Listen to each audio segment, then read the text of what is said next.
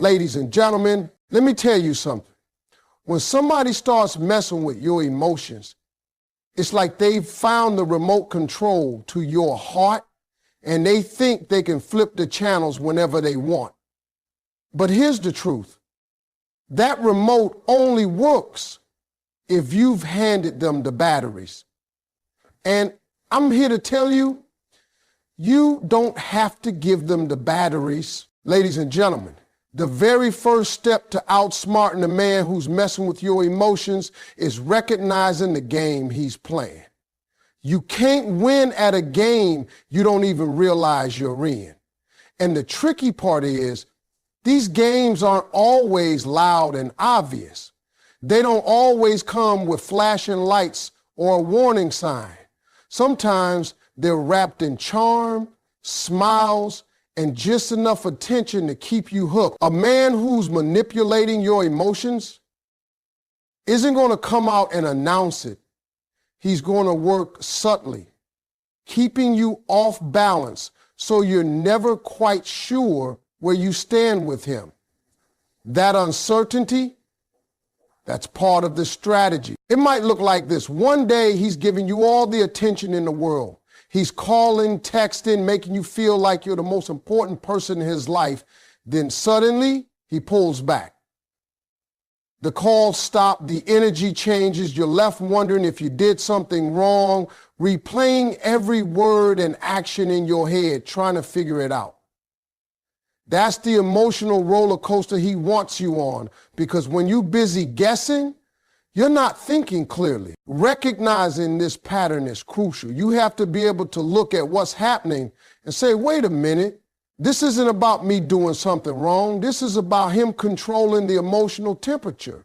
Once you see that, you take back some of the power. You stop personalizing his shifts in behavior and start seeing them for what they are.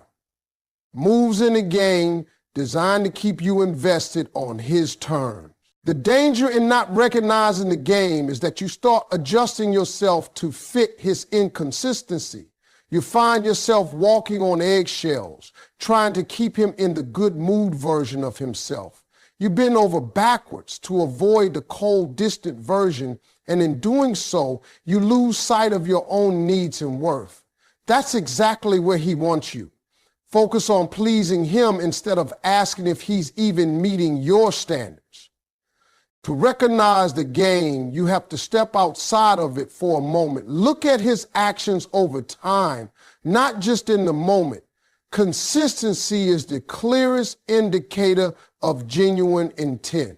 Anyone can be sweet, attentive, and charming for a few days or weeks, but a man who's truly invested will show that same energy over the long haul.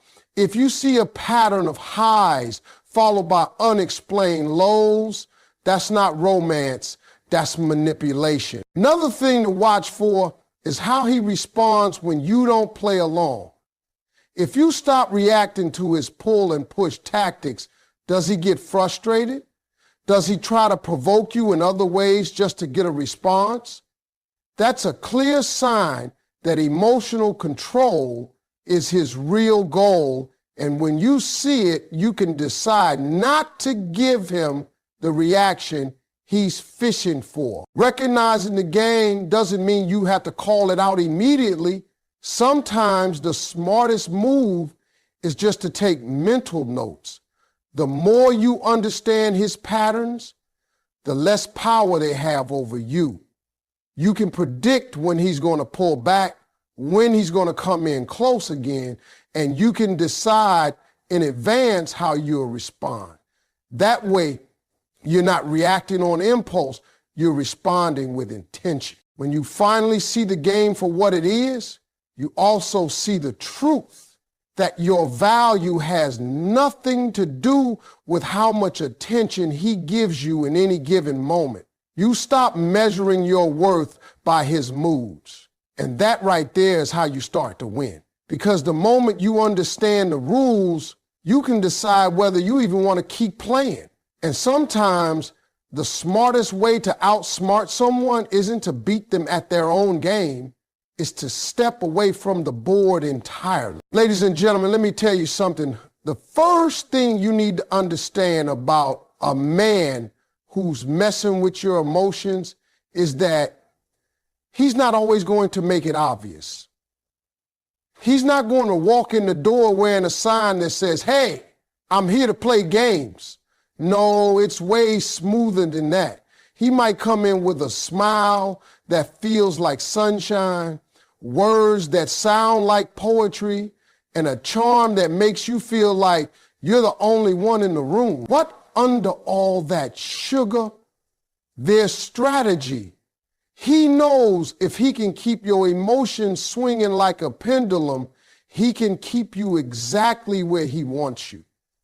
Distracted and unsure. Recognizing that pattern is step one. You can't beat a game you don't even know you're playing. You've got to pay attention to the little things, the times when he builds you up, then suddenly goes cold. The moments when he's giving you all this energy and attention, and then just as quick, he's distant, leaving you wondering what you did wrong. That's not an accident. That's a tactic. See, if he can keep you guessing, he can keep you chasing. But here's the truth. The second you recognize that it's a pattern, not a personal flaw in you, the second you see it's deliberate and not about your worth, you take back control. Now, once you've recognized the game, the next move is controlling your emotions. This is where most people get tripped up, because when someone pulls at your heart, your natural instinct is to react.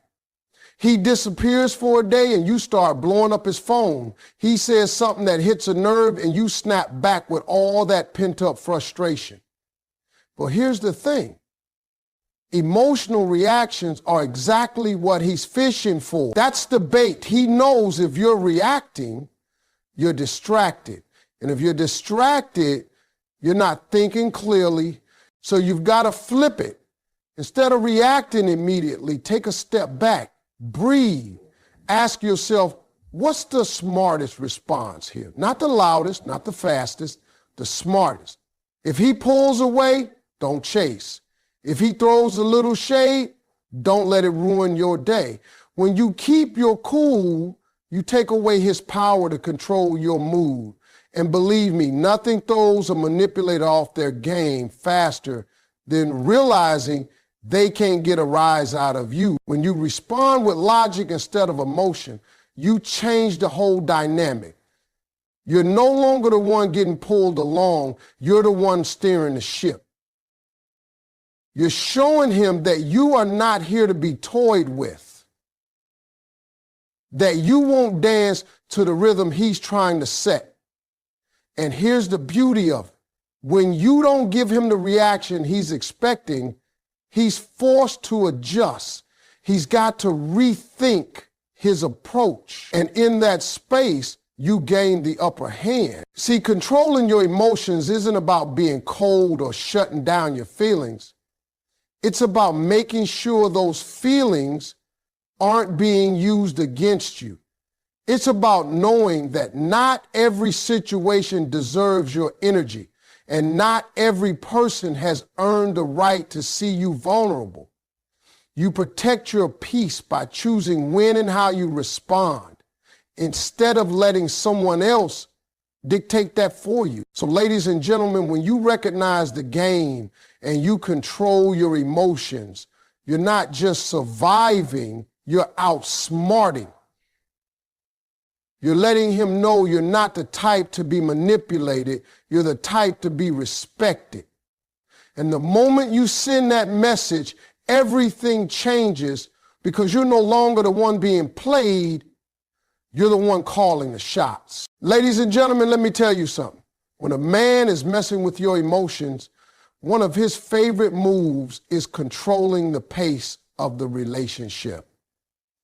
Now, he might not come out and say it, but watch closely and you'll see it. One day he's all in, texting you first thing in the morning, making plans for the weekend, telling you how amazing you are. Then the next day, it's radio silence. You're left sitting there wondering, what happened? Did I say something? Did I do something wrong? But see, that's exactly how he wants you to feel. That stop and go, that emotional whiplash is a tactic. If he's the one controlling the speed, then he's the one controlling your focus. And here's the problem. When you let somebody else set the pace, you start dancing to their beat instead of your own.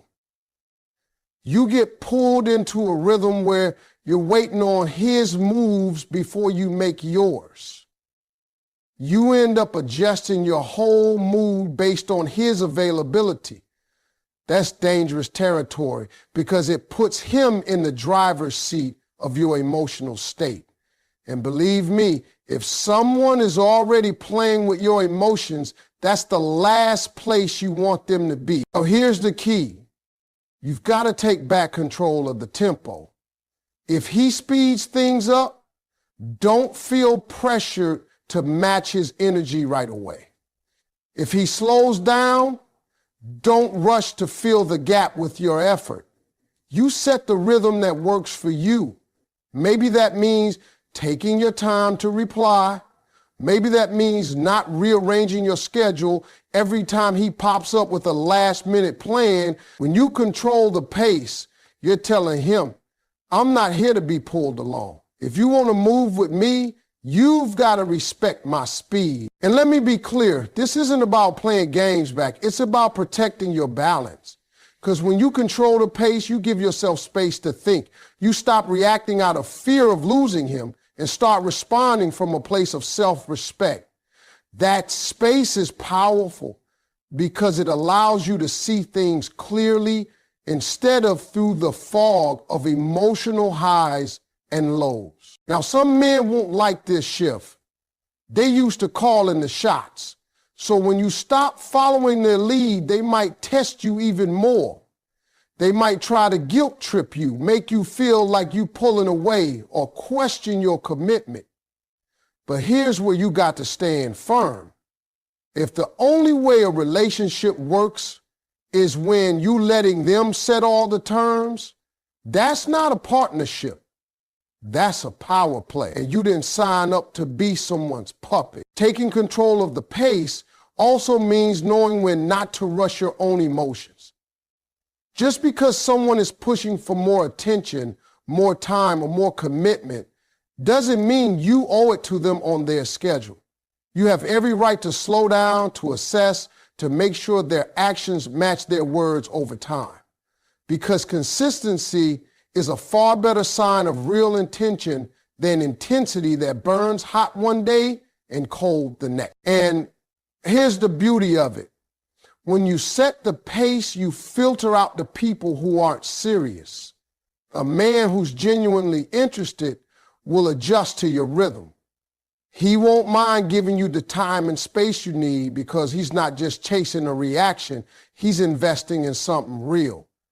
But the ones who are only in it for the control, they'll fall off quick because without the ability to push and pull your emotions, they've got nothing to stand on. So ladies and gentlemen, remember this. You don't have to run to keep up with someone, and you don't have to stop just because they did. Your life, your energy, and your heart all move to a beat that's yours to protect. When you take ownership of that rhythm, you take ownership of your peace. And in the end, peace is something no one should be able to play with. Ladies and gentlemen, when a man is messing with your emotions, one of the smartest things you can do is set clear boundaries and stick to them. Boundaries are not walls to keep people out. They are guidelines that show people how to treat you. The problem is when someone is testing you, they will push those boundaries just to see how far they can go. They might start small, maybe showing up late without apology or making little comments that don't sit right with you. At first, you might let it slide, thinking it's not worth the fight. But here's the truth. Every time you let it slide, you're silently telling them it's okay. And once they know you won't enforce your limits, they'll keep pushing a little more each time. See, a man who's trying to manipulate you doesn't want you to have strong boundaries. He wants you to be flexible because flexibility makes it easier for him to get away with things. If he knows he can cross a line and you'll forgive him without consequences, then your no doesn't really mean no, and your I don't like that doesn't carry any weight. And before you know it, you're in a place where you're accepting behavior you swore you never would just because the lines have been blurred. That's why setting boundaries isn't enough. You've got to stand by them. If you say you need honesty, then dishonesty can't be ignored. If you say you won't tolerate disrespect, then you can't excuse it away just because he had a bad day. Boundaries have to be backed by action or they're just suggestions. And a manipulator will always test to see if they're real. Now, I know some people think enforcing boundaries makes you difficult or hard to deal with, but the truth is, boundaries don't push the right people away. They push the wrong people away. The people who value you will respect your limits. They won't see them as a challenge to overcome, but as a standard to meet. And if someone gets upset because you're protecting your peace, that's a sign they were benefiting from you not having boundaries in the first place. When you stick to your boundaries, you also send a message that you value yourself. You're showing that your time, your energy, and your emotions are not free for the taking. You're not just handing out access to your heart without accountability. And here's the thing. People treat you based on what you allow. If you allow repeated disrespect, you'll keep getting it. If you require respect and consistency, those who can't provide it will either step up or step out. Setting boundaries also gives you clarity. When you have clear lines, you can tell immediately when someone's actions don't align with your standards. You don't have to waste time second guessing or making excuses for their behavior because you already know what you will and won't accept. And clarity is power because it stops you from being pulled into the emotional confusion a manipulator thrives on. Now, will holding firm on your boundaries be easy? No. There will be moments when you're tempted to bend them just to keep the peace. There will be times when your feelings for someone make you want to overlook their behavior. But remember, temporary comfort from letting a boundary slide often leads to long-term pain. And the longer you ignore your own rules, the harder it becomes to get back to them. So when a man tries to play with your emotions, make sure he knows exactly where the line is and that crossing it has consequences. Because at the end of the day, boundaries aren't just about controlling how other people treat you. They're about honoring yourself enough to demand the kind of treatment you deserve. And once you stand on that truth, you'll find it's a lot harder for anyone to manipulate your heart. Ladies and gentlemen, when a man is messing with your emotions, one of the most powerful tools you can use is observation. Not talking, not confronting right away, just watching. See, people can tell you anything they want. Words are cheap, but their actions, their patterns, those don't lie. When you take the time to step back and simply pay attention, you'll start to see the truth in a way you can't if you're caught up in reacting. Observation is about being present enough to notice the small details most people overlook. How does he treat you when no one's watching? Does he keep the same energy when you're not giving him attention? Does his kindness only show up when he wants something from you? A man who's playing with your emotions will often be inconsistent. And that inconsistency becomes clear when you stop filling in the gaps with excuses. The thing is, when we care about someone, we tend to explain away their behavior. He cancels plans. He must be busy. He takes days to text back. Maybe his phone died. But when you're observing instead of excusing, you start to notice the pattern, and patterns tell the truth. If something keeps happening over and over, it's not an accident. It's a choice. Observation also means watching how he treats others.